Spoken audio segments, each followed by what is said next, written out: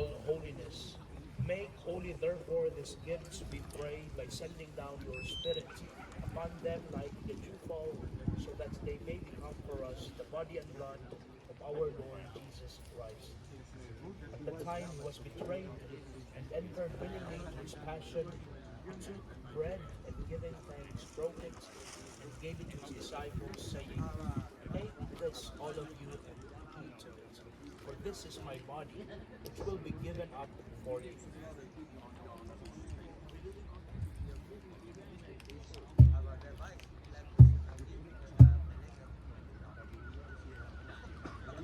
In a similar way, when supper was ended, he took the chalice, and once more giving thanks, he gave it to his disciples, saying, take this, all of you, and drink from it.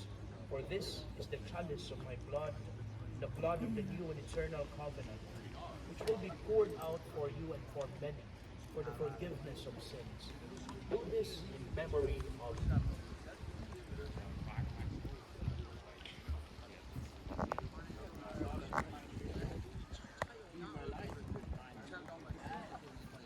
The mystery of faith.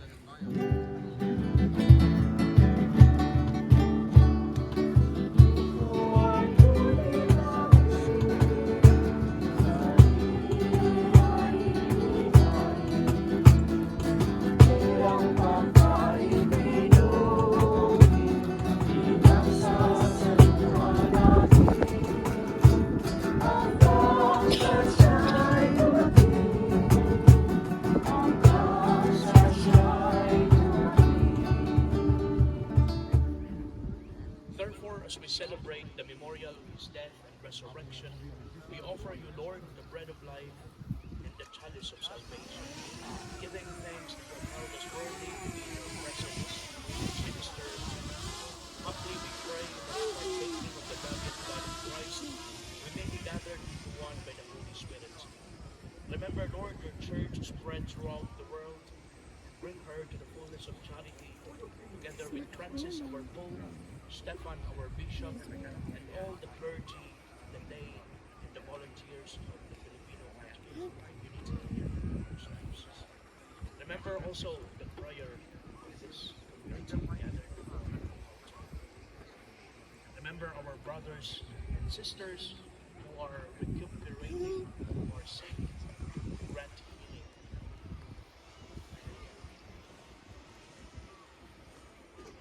Remember also our brothers and sisters who have fallen asleep in the hope of the resurrection, and all who have died in your mercy.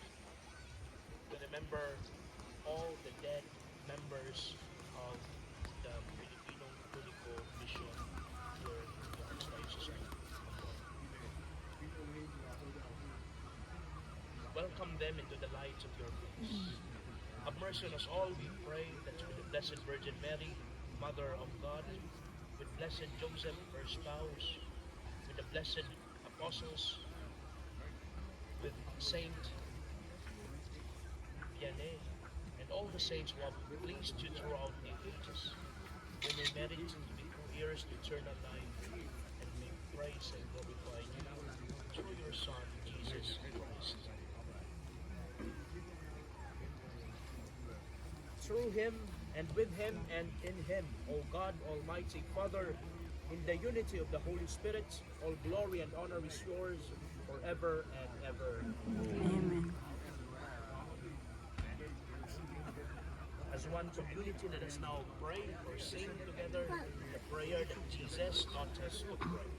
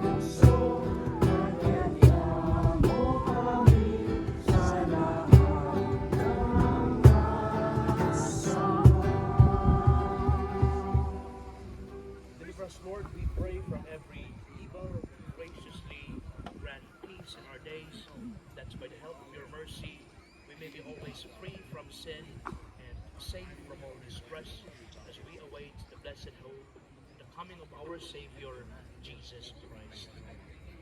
For the kingdom, the power, and the glory are yours now and forever.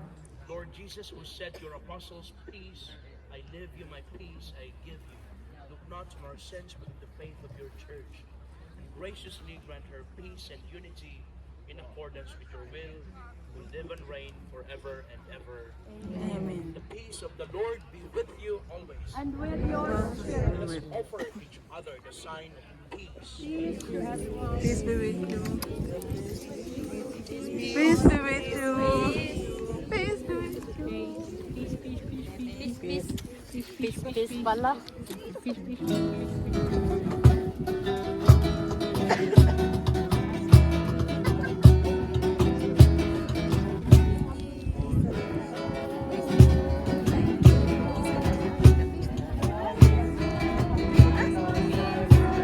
Peace na nga ako. Peace.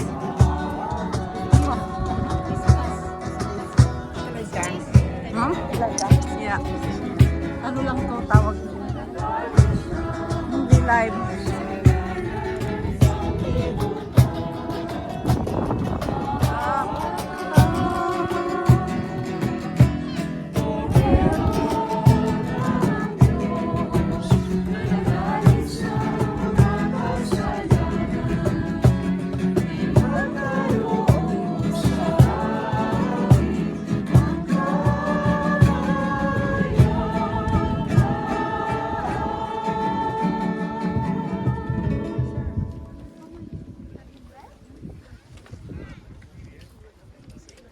Behold the Lamb of God. Behold him who takes away the sins of the world.